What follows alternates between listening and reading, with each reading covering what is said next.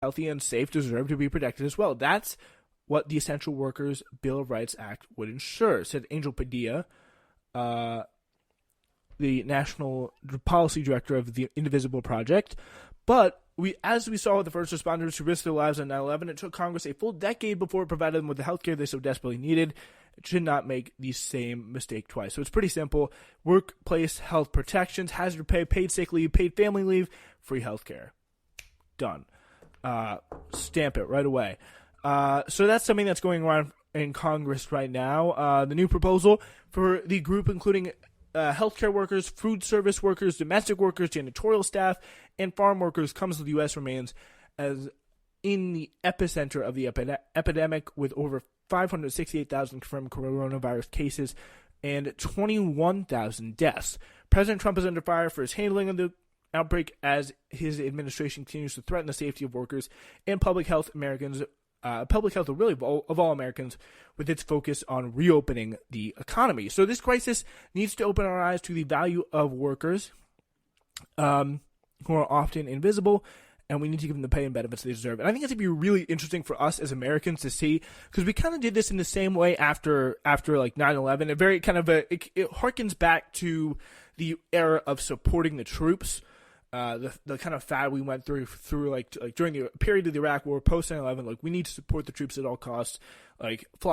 These things, these gestures of support, like we've always had a respect for our troops, as any country has, and any country should, a deep respect and gratitude for those who have served, obviously. But it kind of reached a new kind of obsessive phase in the wake of the 9/11 attacks in the Iraq War and the huge burst of militarism and jingoism that we saw in this country. And we really, honestly, we did a lot of shows of support for them that were really artificial, and the whole salute of "thank you for your service, sir." And it's really kind of, I see a lot of similarities to what's happening now with that.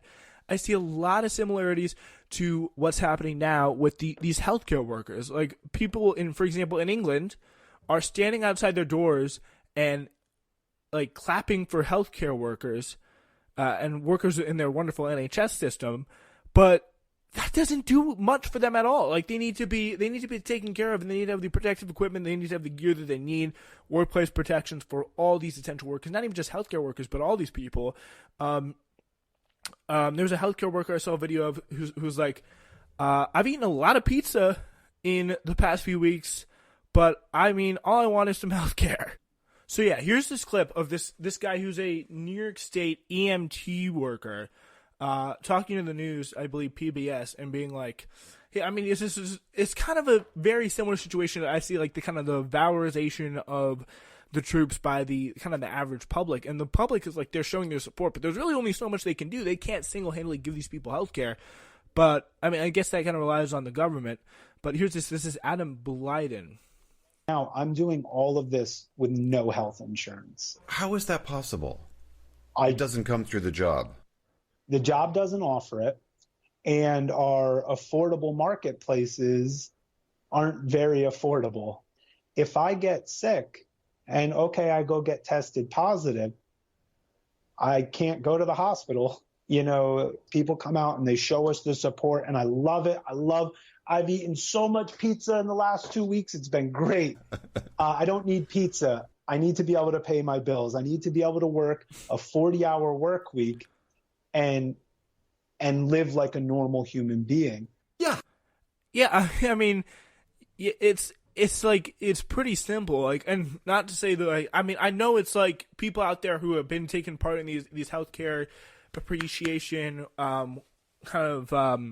shows of appreciation for healthcare workers. Like, I totally get what you're doing, but it's like, we got to maybe focus our energies maybe into more kind of a antagonistic, more kind of activistic lens if we really want to be helping these people. Because if we give them all the pizza they want, like, that doesn't really help them pay the bills, feed their family, when they get sick, which they very well could. Like, the guy you just heard there, he's an EMT. Like, are we going to actually help them? Like, what are we going to do? Like, we did so many shows of support for the troops. A lot of them were driven by big, like the Department of Defense, like big government and military industrial complex arms and branches. But in the end, like, how many veterans are sleeping out there homeless? sleeping on the streets, committing suicide. Like, we didn't really have their backs when it counted. And it really was kind of shameful. And the director of the Indivisible Project made the reference to what's it called? 9/11 workers. It's the same thing. They did so much, and we showed their support. Thank you to the first responders. Thank you to the troops. We love you. You're the best. Like, that's all well and good, but when it comes down to actually helping those people, do we really have their backs? I don't think so. Like, we just cannot do the same thing to these healthcare workers. So that's why it's good to see them at least making some sort of action in this direction. So, yeah, I do want to talk to this statistic here, really kind of pretty crazy. The nationwide lockdown to stem the rise of the coronavirus has one silver lining. March 2020 was the first March since 2002, without a school shooting. So that means every March that I've been alive, there's been a school shooting. It's really depressing here on multiple levels. It's one of those stats that really just tears at you and hits you really where it hurts on multiple levels. It's wow. So schools around the country were ordered or recommended closed in mid-March in an attempt to stem the spread of the disease, which had already infected a reported 576,695 Americans so far and killed 23,000. All it took was a pandemic in closing all the schools, tweeted Bloomberg editor Mark Gongloff. Shelter-in-place orders have been issued in some cities and states, including New York City, which is a big hotspot. A lot of people going to school there. When my 7-year-old heard talk our state was going to lockdown, he looked stricken. I realized that was a word he had learned at school shootings drills.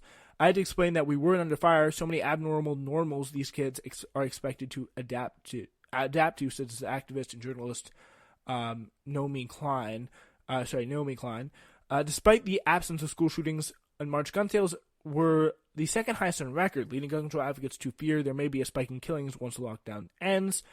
So yeah, I mean, it's really kind of people, I mean, you think you're preparing for the apocalypse, you're like, I want to buy a gun, please, like, just give me a gun, I don't know what's gonna happen, we're entering Looney Town here, like, what is, like, we're going off our rockers, like, I need a gun to protect myself and my family, but it's like that is just a incredibly depressing, statistic, and guys, I'm kind of sorry, the rest of the show doesn't get that much better. We're talking about some political action when we get back. But first, this message. Ladies and gentlemen, I cannot thank you enough for listening to programming from the Spencer Walsh Radio Network. It really means a lot. So if you like what you're hearing, please consider supporting us by checking out our merch store available on Spreaker.com/TSWS. The link for it is there.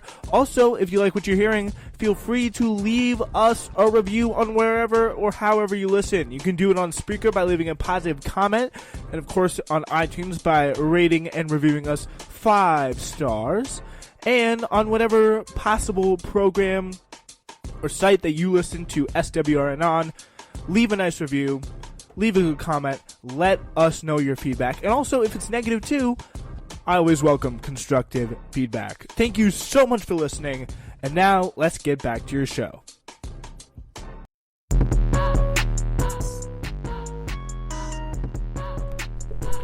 All right, everybody, we have about half a show left for you here today. We're going to be talking about Bernie Sanders and Joe Biden uniting. I'm going to give my take on that, what I'm going to do, what I think you should do. Honestly, do whatever you want. I don't really care. Also, what Ocasio-Cortez, AOC, said on the matter. Talking about the need to defend Rashida Tlaib. Also, we take a promised trip across the pond, and we do get to a lot of that fun stuff. And we don't really get to do that a lot. I've been in contact with our wonderful UK correspondent, who I'm dying to get back on the show for some reason at some point or another. Andy Cowles, a good friend over there across the pond in London, who's actually, he told me today, literally lives in the same neighborhood as the new leader of Labour, Keir Starmer.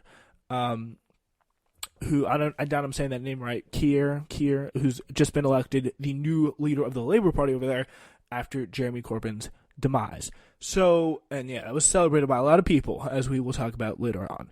So stick around for that. But first, a sad day also for the left here in America. Senator Bernie Sanders officially endorsed Joe Biden for president on Monday, joining the former vice president as a surprise guest on a live stream hosted online. "We must come together to defeat the most dangerous president in history," tweeted Sanders, announcing his appearance with Biden and referencing the president, Donald Trump. Today, Sanders said to Biden during the broadcast, "I'm asking all Americans, I'm asking every Democrat, I'm asking every independent, I'm asking a lot of Republicans to come together in this campaign to support your candidacy, which I endorse." So wait for all the complaints. Bernie just backstabbed Biden. He's the reason why we got Trump.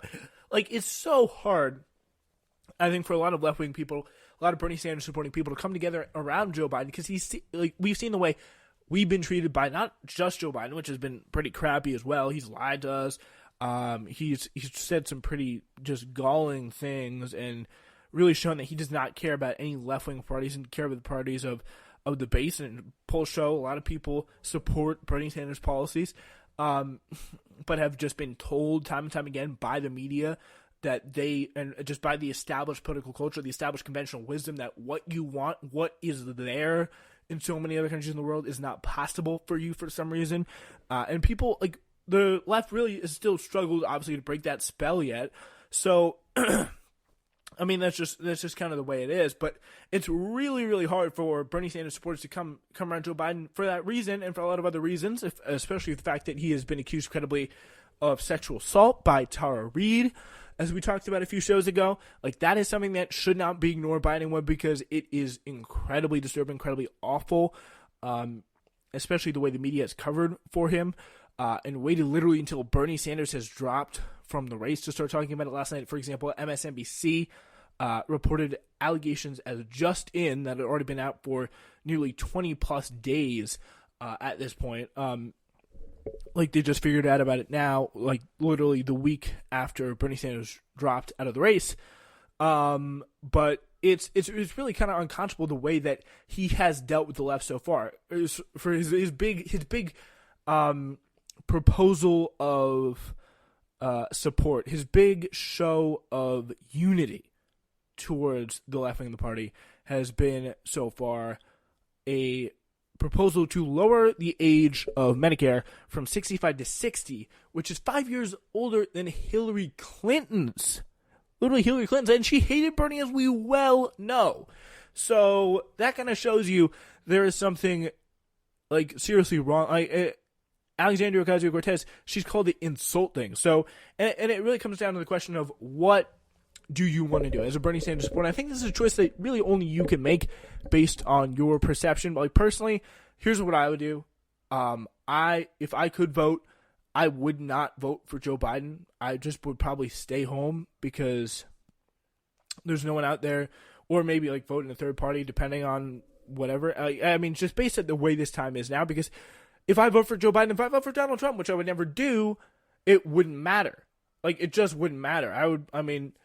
It does not make really that much of a difference either way in terms of, like, who you end up supporting. But because of the fact that you live in a state that's going to go blue no matter what, if you're me, and if you're anyone else who lives in New York. For all the Bernie Sanders supporters out there in blue states, like, vote whoever you want. If you're in the red states as well, if you're in a solidly colored state, I guess you could say, one way or the other. I mean, I guess you vote for whoever you want. If you want to vote for Joe Biden, go ahead, vote for Joe Biden, show your support. But I really don't think it matters whichever way you do.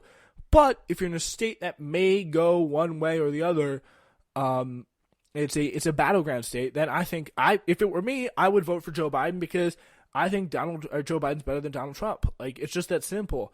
And I think if you are in a position to influence the outcome of the election, I think the harm reduction point of view makes sense to me. But I also do understand people who are never Biden, even if they do live in a swing state, because of really just the way the campaign's gone, the way the establishment and the way Joe Biden as a whole, and just the whole Democratic Party has dealt with the Bernie Sanders campaign and some of the stuff that's been pulled on the Bernie Sanders campaign, I totally get